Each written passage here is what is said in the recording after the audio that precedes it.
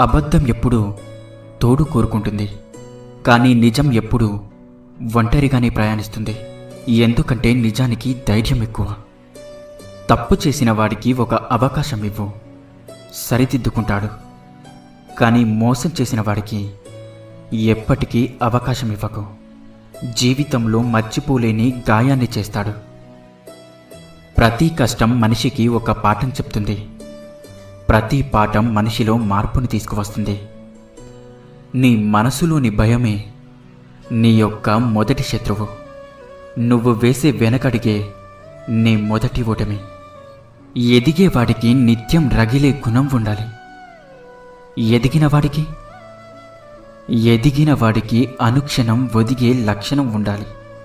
నీకు పొగడ్తలు ఎక్కువయ్యాయి అంటే అవి పొగపెట్టడానికే అని అర్థం చేసుకో. తన మీద